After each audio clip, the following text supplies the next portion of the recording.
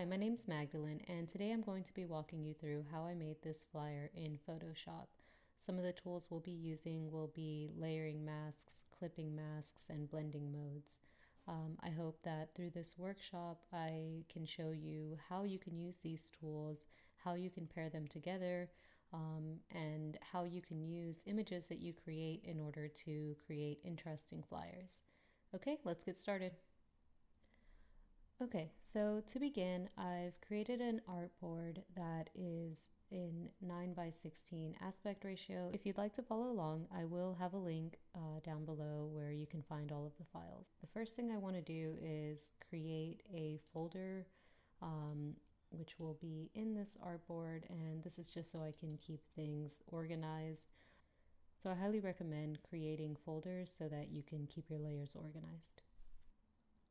Okay, so we're going to start with our main image, and I'm going to go ahead and just drag and drop my image here.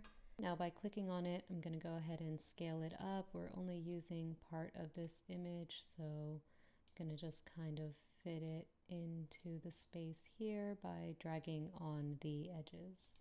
We actually want to isolate this guy in the image, so click on that.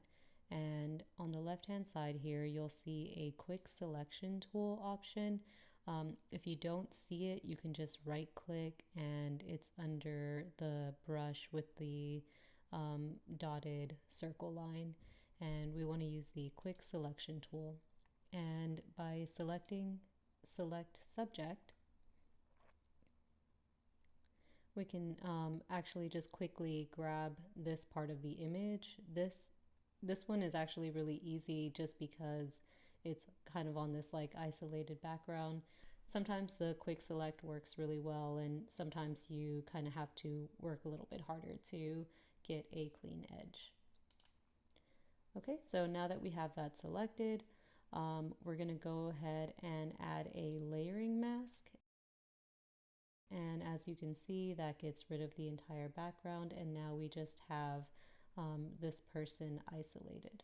So now that we have our main subject here, we're going to go ahead and start building this image. I'm going to drag in this brain image here and scale that down, and this is in the opposite direction, so go to Edit, Transform, and flip horizontally. Okay, and I'm going to use the same selection tool, so going to quick selection tool, select subject, and this one works less well just because of all of those small details there. So that's okay because we aren't going, this image isn't going to be super visible, so we're just going to go ahead and accept this rough outline that it created and create the layering mask. I do want to get rid of all of this bit of background that came through. So what we're going to do is click on the main image. You'll see that when you create layering masks, a second thumbnail is created, and that's where your layering mask exists. One quick thing on layering masks, in case that you haven't used them before, these actually don't get rid of the image. It creates almost like a layer on top of your image that hides part of the image. So if you want to get rid of pieces, like in the brain here, it didn't get rid of the background completely. You can actually just always go in with the black brush and erase that. But there's other ways you can do it as well, and we're going to use one of those tools right now. We want to get rid of the black background here that didn't get masked out. So what we're going to do is we're going to hide that bottom image for now.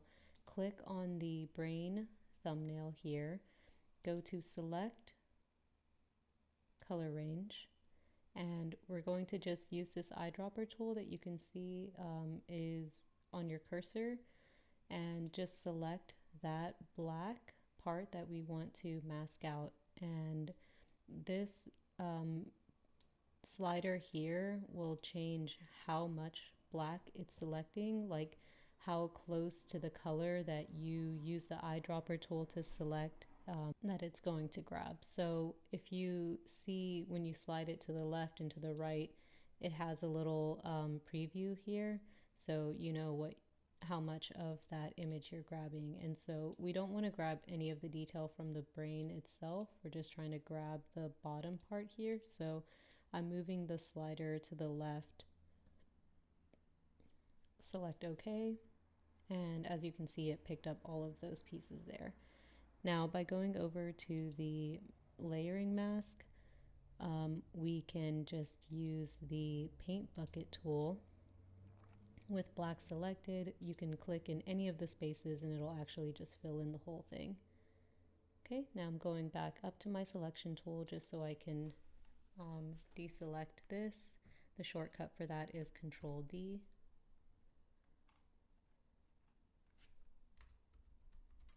Okay, and as you can see, it got rid of most of that black there.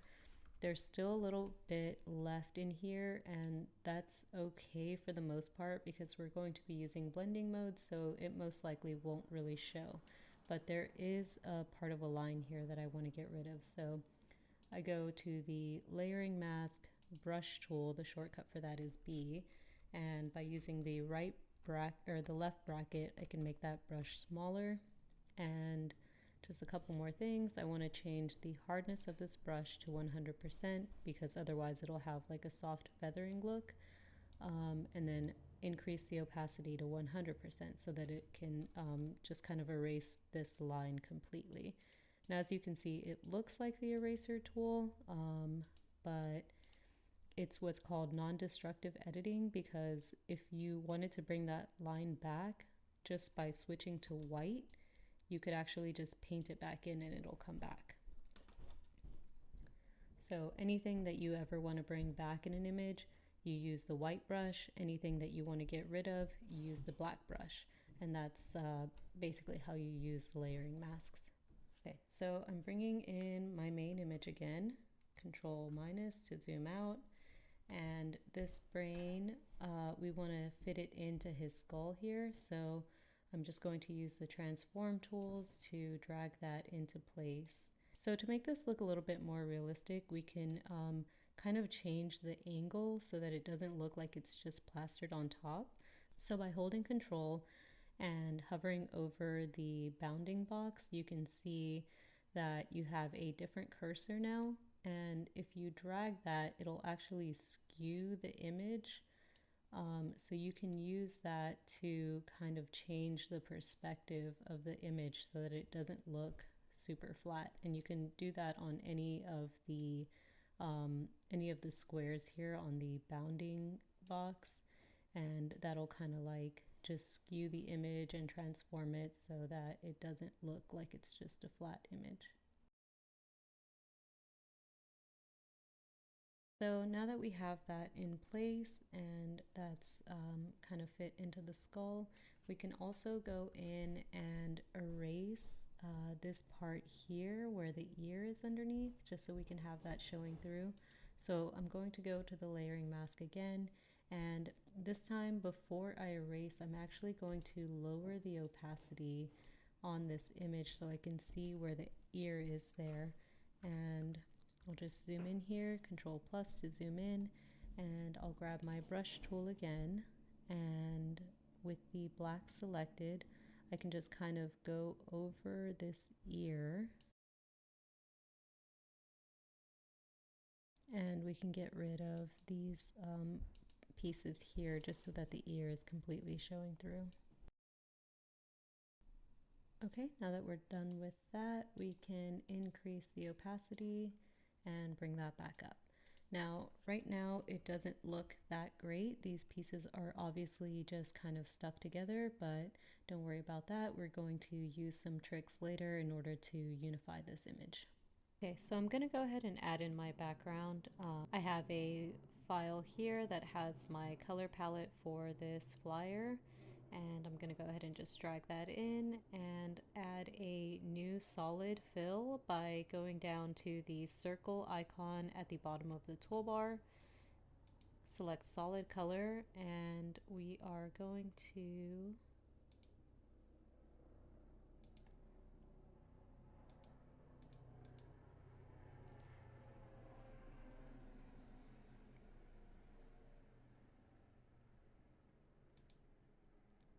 I'm going to click on my main image folder here and go down to the circle icon at the bottom of the toolbar and select solid color.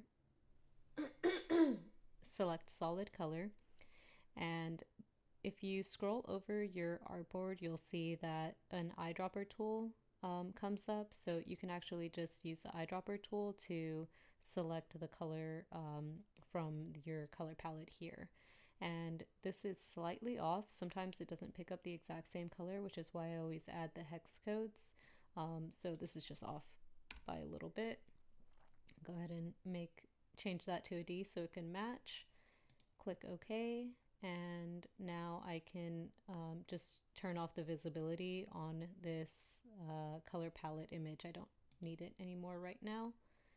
Okay, and I'm going to make a new folder for my background by going down to the folder icon at the bottom of the toolbar. You see a new folder pops up that says group, and I'm going to drag that down, and you have to kind of like push it up a little just to make sure that it's actually in your artboard. So as you can see, when I pulled it up slightly, it moved over to the right. So now it is part of my main image, and I can go ahead and drop the background into that folder there. Double click that and change the name. And now we can actually just click on this folder and lock it because we won't need it anymore. So I'm going to add a gradient map to this main image here. And to do that, we're going to go to the adjustments panel. And if you scroll down, you'll see gradient map. And what that does is it actually just creates a layer over your image, and you can change how the colors look by using these gradient maps. So if I click on this little toolbar here, you can see that some colors pop up, and we're going to add in our colors again using our color palette. So let me go back to my layers and turn on that image there so we can select the colors. Okay, click on my gradient map editor, click on the black here, and we're going to set it to this color here, and I'm just going to go ahead and type that in. Okay, and we're going to set the lighter color to that color there.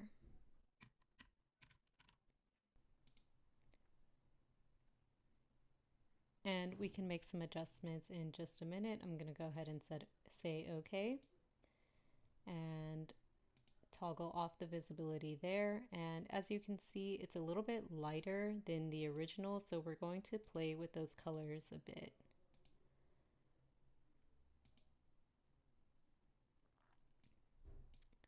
And you can adjust the gradient map by sliding these colors left and right, and you can even add more colors if you want. So if we wanted to add a little bit more of a gradient, you can just click anywhere on this bar and it'll add more colors, and if you click on it and slide it down, it'll actually get rid of those colors.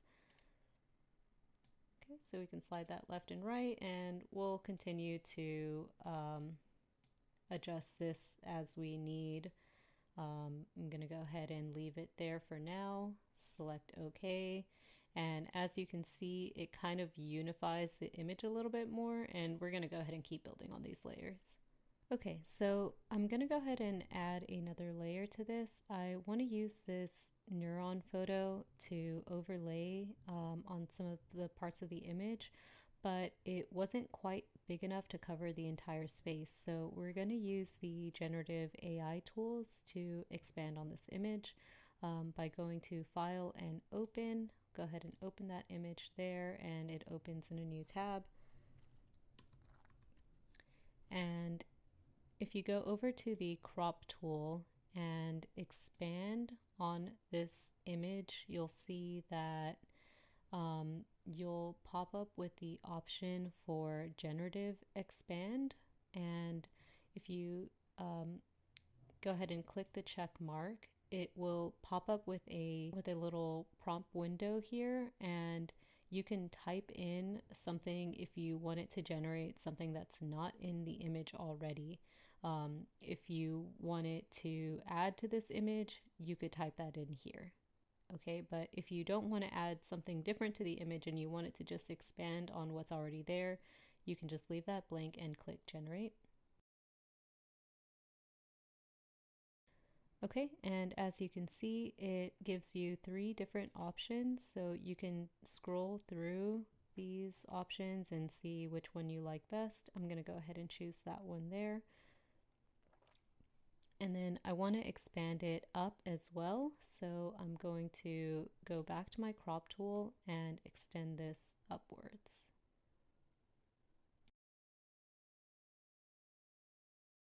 Just go ahead and scroll through again, choose which one I like. That one looks good to me.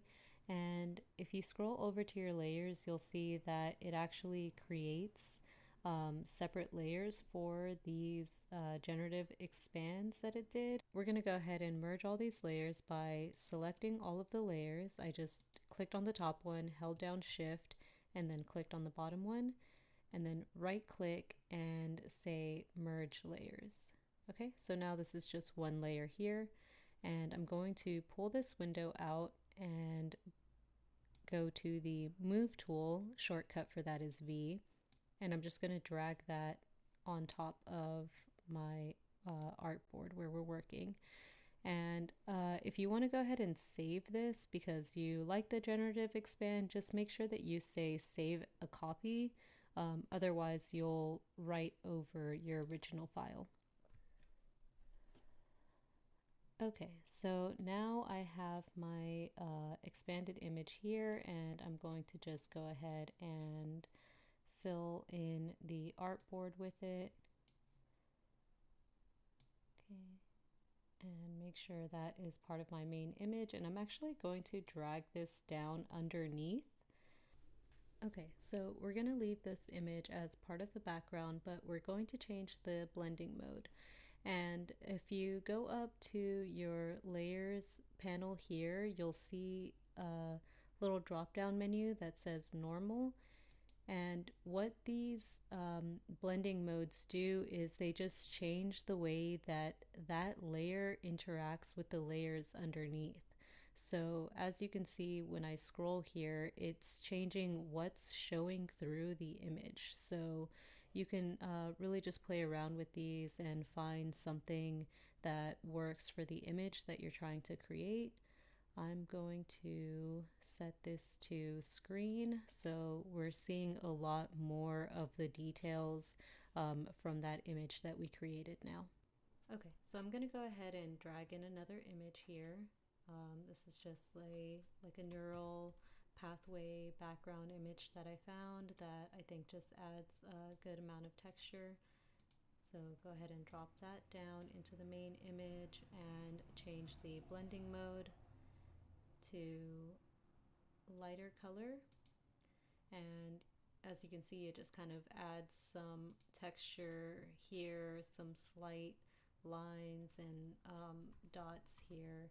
And I want to go ahead and erase the image, the part of the image that's coming over our main guy here. So I'm going to add a layering mask and then just delete those parts by using the brush tool. And again, you want to use the black brush tool and just kind of paint over the parts of the image that are coming over his face so that it's not taking away from the main image here. And I've decreased the opacity and feathered the brush so that we don't have any hard lines. Okay, and it doesn't have to completely be erased. I think just as long as it's not coming over the face, which I think is, going to be kind of the main focus here. I think it's okay if it comes over the shirt and body part of this image.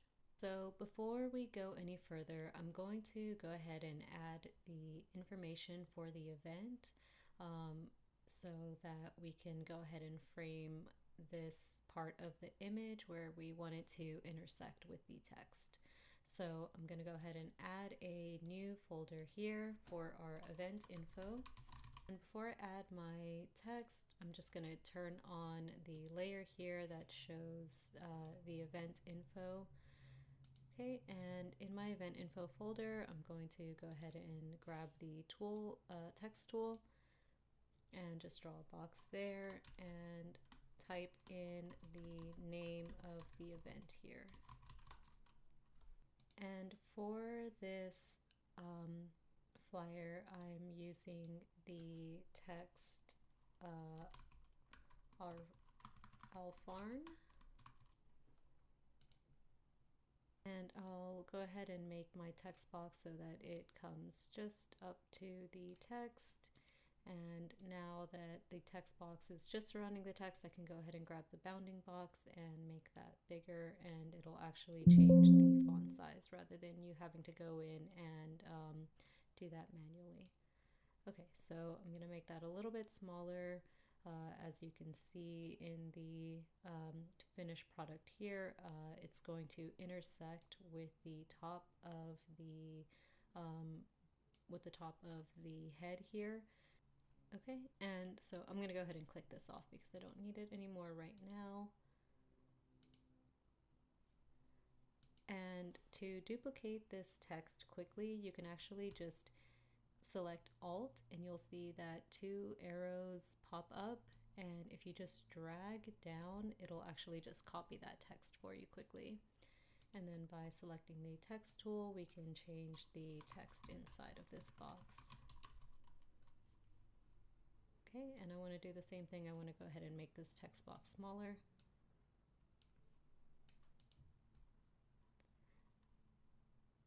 Okay, and V for the move tool, the shortcut for that is V.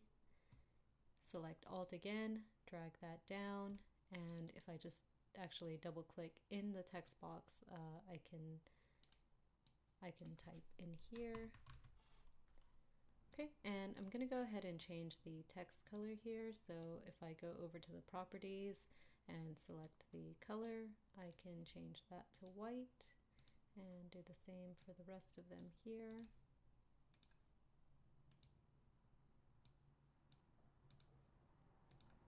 Okay, and you can see when you drag your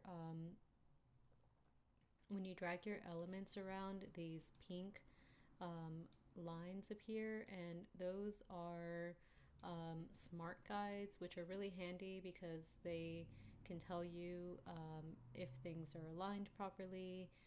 It'll even show you spacing between your elements here, so that's a really handy tool to make sure that things are aligned properly and also spaced evenly. Okay, and if you want to align all of these, you can select all of them by clicking Shift and clicking on them, and you can see that it's aligning to the selection. And if you select the Align tool that has the line on the left side of these bars, that'll just align them all to the left. Okay, and now that they're aligned, I can pull this over. We're going to frame the back of his head here with the text. Okay, and then just one more piece we're going to add here. We're going to add a rectangle to kind of just help ground all of this text here. And we're going to use the other color, the light blue color from our color palette. So I'm going to go back up to my layers, drag my rectangle into my event info, and turn on this color palette layer here, and then go over to the shape tool, fill, and as you can see, this color is in our recently used colors, so I can actually just click on that, or if I want to add it from this image, I can click on this gradient thumbnail here, and I can just type that in here, type in my hex code. Okay. And then go ahead and turn this layer off. Okay, and I'm going to zoom in here. I want to align this box to the top of the text and the bottom. And if I hold down Shift, I can change the width of the box as well. Okay, so I just moved that around a little bit so that it is lining up next to the text here. Okay, so we want to put this part of the title behind his head. So what we're going to do is we're going to go ahead and duplicate this layer of this text here. And the reason for duplicating it is the next step is actually going to make it so that this text is no longer editable. So I want to keep a version of it that is editable. Otherwise, I will kind of just have to retype it out, which is fine. But just as a little fail safe here, I like to create a copy of that. So we can go ahead and get rid of the, so we can go ahead and turn off the visibility on one of those texts. We're going to take the copy, right click, and rasterize type. Now this is actually just like an image. It's no longer text. Okay, go ahead and zoom in here, and what we're going to do is we're going to decrease the opacity of that text and zoom in a little bit tighter so we can see the top of the head here. And we're just going to follow along the top of the head with the pen tool. Okay, and if you've never used the pen tool before, this is a really great tool for creating masks and shapes, and you can do all kinds of things with the pen tool. So it does take a little bit of practice to get used to using the pen tool. It's not like a brush, like you don't just hold it down and draw. You actually click and it creates points, and then if you want to make a straight line, you can just kind of click again anywhere, and as you can see, like you can make hard edges really easily, but it gets a little bit more challenging when you want to make round shapes. Okay, so to create this edge here, I'm going to pick another point further down on the head, and I'm just going to drag, and as you can see, that comes up with these little round handles, and that's what's creating the edge, the curve of the line. Okay, I'm going to click on that anchor point again to kind of like reset my line, and pick another point and drag it out again, and as you can see, it's creating this curved edge here. And I'll pick one more point and drag it out again. Okay, now the bottom part of this doesn't actually matter. We just want the top part to be to follow the curve of the head there. So as you can see, when I hover over the initial anchor point that I make, a little round icon appears, and that just means that that's closing the loop of the shape there. And if I wanted to adjust these points again, you could go to the direct selection tool, and if you click on that path, you can actually just grab onto these handles here, and that'll adjust the curve of the path. Okay, so now we have our path created, and the path, unless you make this into a shape, it's actually not going to show up in your layers. So if you want to create a shape, you actually have to select shape and then use the pen tool, and as you can see, that creates a shape in your layers panel. But we created a path, so to see that, you want to go to your paths panel. If you don't see your paths panel, you can go into window and just scroll down and select path. Okay, so I want to select that path that we created, and if you go over to the circle that's like a dotted line, you can select that path. So now this selection has been created, and I'm going to make sure that I'm on my layer, this text layer that we want to kind of knock this part of the text out of it so that it looks like it's behind his head. And I'm going to make a layering mask. And as you can see, it got rid of the rest of the text, and we don't want that. We actually want the opposite. So I'm going to click on my layering mask, go to properties, and click on invert. Now it's gotten rid of the selection that we made, the path, and it's only showing the text. So if I go back to my layers and increase the opacity, we can see that the text now appears to be behind his head. So I'm going to go ahead and add the bottom bar just so that we're blocking out that space for the rest of the event info here.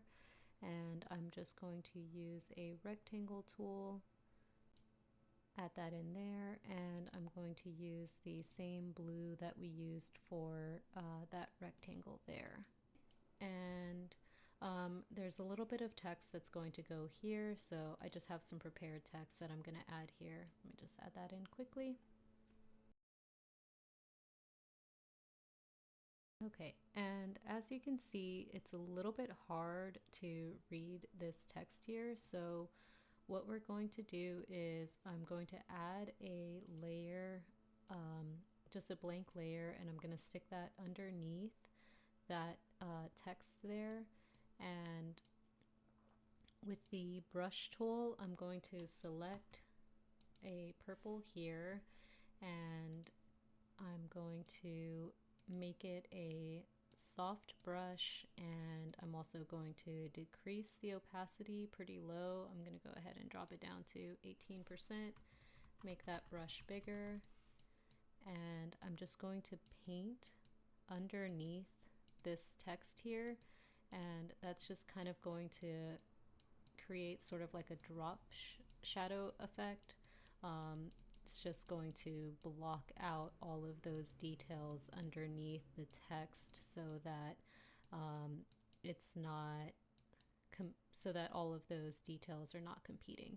And as you can see, this layer is over that bottom bar there, so that's why that's showing up, but that's okay if I just pull that over everything. Now it's underneath.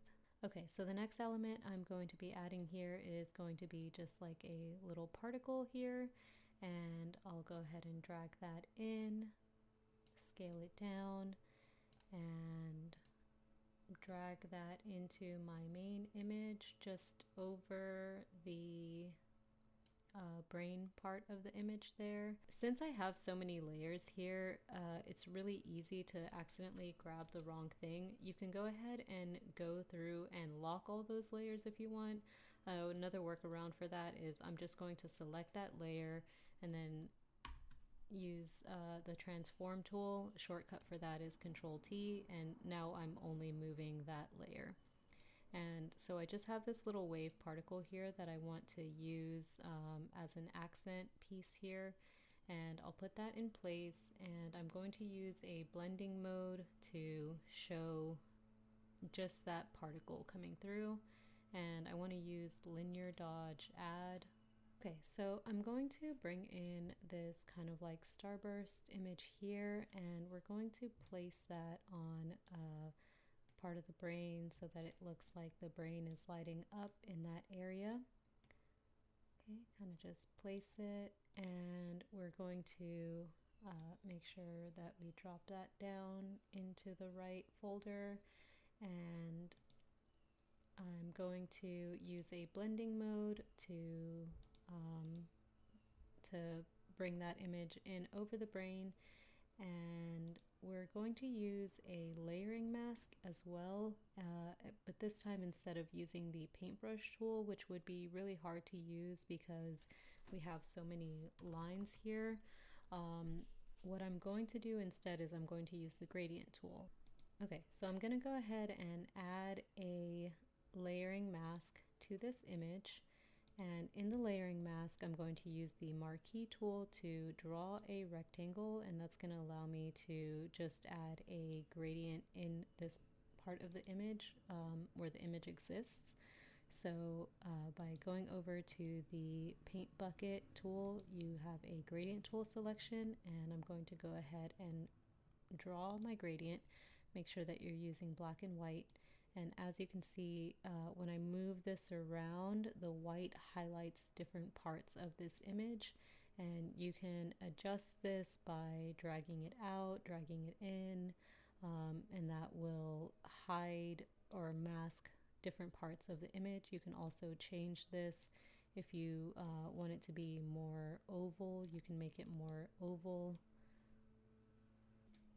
Okay, so the edges are just a little bit too harsh, so I'm going to go back into my gradient, and if I drag the center, this little diamond or square here, you can actually change how far out the gradient is going. So essentially by dragging this closer to the inner part of this gradient, I'm making it so that it's feathering out more and showing the white more towards the center and less out towards the outer part of that circle. Okay, so now as you can see, the edges of that image are gone. Okay, so I'm going to go ahead and bring in the final part of my image here. It's going to be this sort of like digital illustration that I found, and I'm going to go ahead and bring this layer all the way to the background, and it's going to just kind of fill this part of the image here. And I want to make this really fade into the background more, so I'm going to use a blending mode here, and lots of different ways that you can go with this. If I select overlay, as you can see, it really takes it into the background. If I go for something like exclusion, then it's allowing more of the image to come through. So I think all of these work really well. It just kind of depends on what kind of look you want to go for. This to me gives it more of like a digital look to it. And in order to make these layers blend on the edges better, you could go through with the add a layering mask, and with the brush you could just kind of soften up the edges here in order to make that blend a little bit better so that the edges of the layers aren't apparent. Or you could also just use the gradient tool like we did before and sort of just feather out that image, and then just use the slider here to show more or less of the image.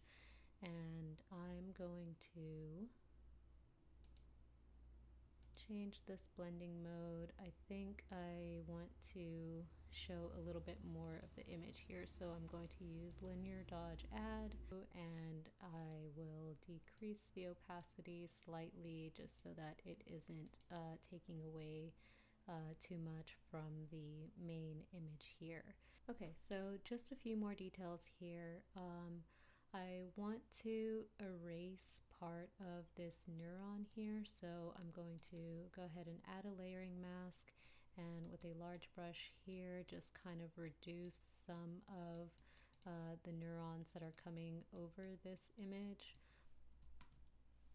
Okay, and as I'm looking at this image, I think that this neuron would actually look a lot better up here, so I'm going to go ahead and go to Edit, Transform, and Flip Vertical, and that brings the neuron up to the top of the brain, which I think just looks a little bit better, and also it's a little less noisy now at the bottom here. So I think that that just looks a little bit nicer and maybe makes a little bit more sense for the since the brain is at the top of the image here. Okay, and just a few more adjustments I want to make. I think I do want to actually get rid of these lines here. I feel like they're a little bit distracting, so I'm going to go back to that layer and click on the layering mask, go to the brush tool, and using the black brush, I'm going to go ahead and just get rid of those details that are coming over his body here.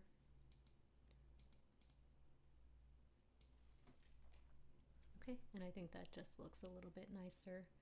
And one more thing I want to do is I want to make this gradient map a little bit darker overall, so I'm just going to slide that second color out just to darken the image a little bit. And just making some final adjustments here as you progress and you have more elements added to your flyer. You just kind of want to adjust as you go and make sure that things look right proportionately. Like that text was just a little bit too big for my liking, so I went ahead and made that a little bit smaller. And then I will just quickly add the last bit of information to the flyer down here and we'll be all done.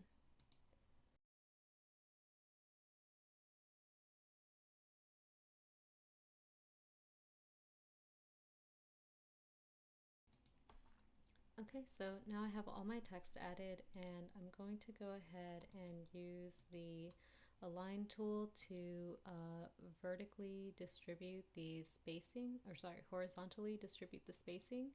So all of these elements are spaced properly, and then I can just go ahead and center that. I can also use the Align tool to either align these all to the bottom or to the center, which I think I like a little bit more. In my original flyer, I had used white for this text down here, but I think using this dark purple actually pops a little bit better, so I'm going to go ahead and leave it as that purple. So one more thing I want to do here is I just want to clean up this part of the brain. So I'm going to click on the layering mask for this part of the image, use the brush tool, and kind of just get rid of that piece that's sticking out over the eye.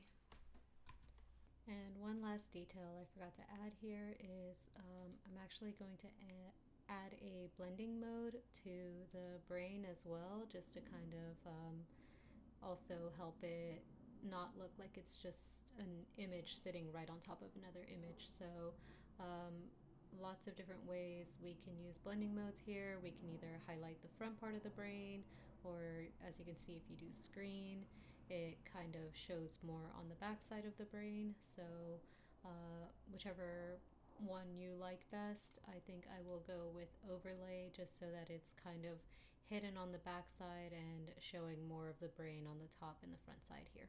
That's how I made this flyer in Photoshop. I hope that you enjoyed this workshop. Thank you for joining me and following along.